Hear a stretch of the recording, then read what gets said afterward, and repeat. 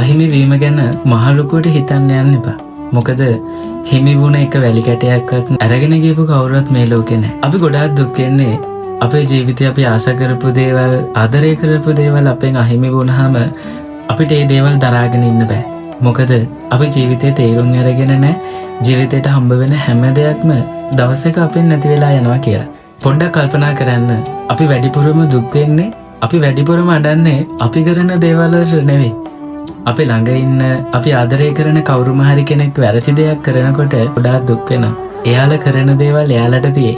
ඔයා දුක් වෙන්න යන්න එපා. මතක තියාගන්න. වදයක් කළා විසි කරන සමහරක් මිනිසුන්න අගයක් වෙලා දවසක අනිවාර්යයෙන්ම ඕන වෙනවා.